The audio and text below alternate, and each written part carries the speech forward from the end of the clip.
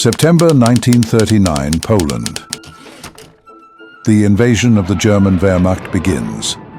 The German Wehrmacht moves like it's late for an appointment with history. Tanks roll across the Polish border before the diplomats even finish their coffee. No warning, no decency, no declaration, just metal, smoke, and that distinct German confidence that says we practiced this. Poland's 34 million inhabitants are crushed, scattered, and their tens of thousands of square miles of territory shrink before the movement of lightning. Armored columns roar across the countryside, and Poland and the world learn the meaning of a grim new word. Blitzkrieg, or in English terms, the Lightning War. Sounds cool, right? It wasn't. It was basically industrial murder on fast forward, an entire nation's defense system ripped apart before anyone figured out what was happening.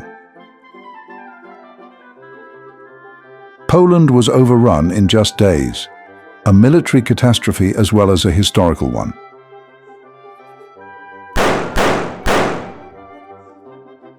Imagine Poland as a man trying to fix his car while it's being hit by a train.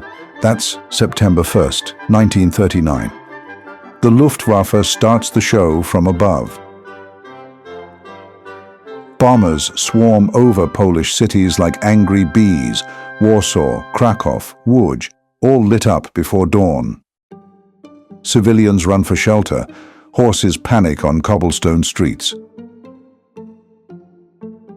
The Polish Air Force, brave but hopelessly outnumbered, scrambles into the sky like knights charging a tank division. Some pilots actually shoot down German planes, real ones, not propaganda ghosts, but the math is brutal. For every Polish plane, there are 10 German ones waiting to replace the ones that fall. Down below, the panzers cut through the countryside. Fast, organized, terrifyingly efficient. Villages vanish before news can reach the next town. Command posts go silent. By the time Warsaw realizes it's at war, the roads are already jammed with refugees, carts, animals, furniture, kids, everything that couldn't be left behind.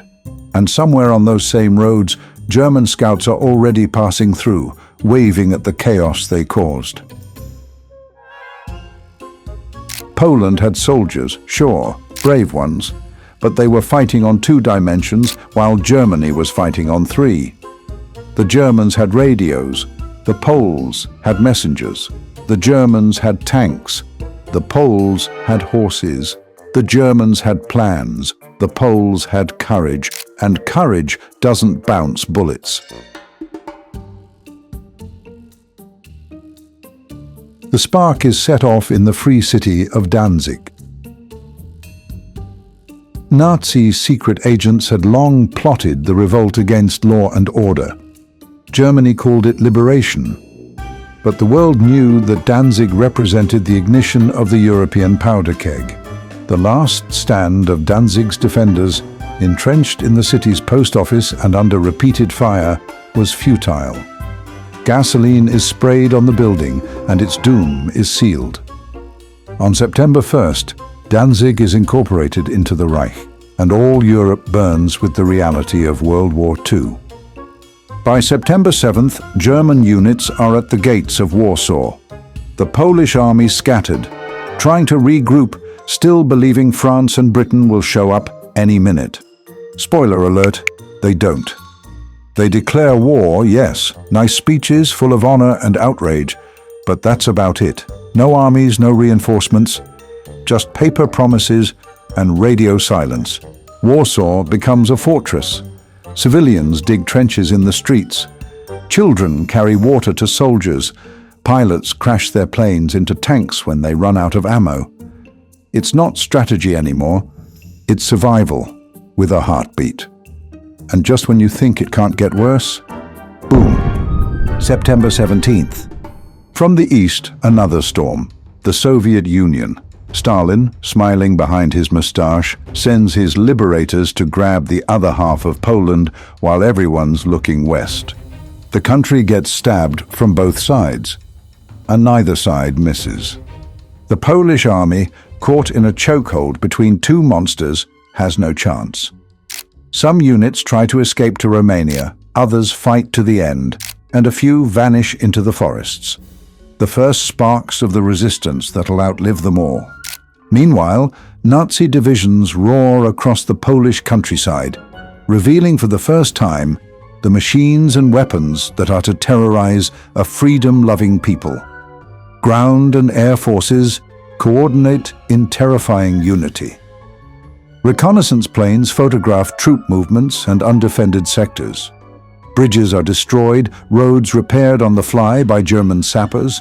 Tanks, motorcycles, and mechanized infantry race ahead while Polish units struggle to regroup. Even fatigue is defied. Long lines of soldiers move without rest, snapping naps only when the lull allows. By the end of September, Warsaw is burning. Smoke chokes the sky. Civilians are starving, the city's hospitals are rubble, and the German flag waves where once there were street vendors and violin players. On September 28th, the city surrenders. The campaign that was supposed to take months took just 5 weeks. Blitzkrieg worked, Poland fell, and the world learned, too late, that Germany wasn't bluffing anymore. What followed wasn't occupation, it was erasure. The Nazis didn't just conquer Poland, they carved it up, repainted it, renamed it, and rewrote the rules.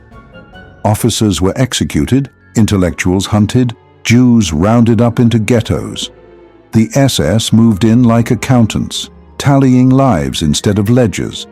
Polish prisoners numbered in the hundreds of thousands. Weapons were captured before they could be destroyed, and the full fury of the Nazi war machine was on display for the world to see. But they made one fatal mistake. They assumed fear would be permanent. It wasn't. Poland's heart kept beating underground. The Home Army, the uprisings, the coded messages scribbled on walls, all born from that September humiliation. Because when you invade a country that refuses to die, you're not conquering land. You're renting time. And so, Poland became the opening act of a tragedy the world would watch unfold for 6 long years. What began as a swift campaign turned into a global inferno, one fueled by arrogance, silence, and the illusion of inevitability. For Hitler, Poland was proof of concept that the world could be bullied, that speed could silence morality, that lies, told loudly enough, could sound like truth. But every empire built on terror eventually trips on its own myth. The ruins of Warsaw became the warning Europe ignored, and the blueprint others would later copy. Strike fast, rewrite the story, and call it destiny.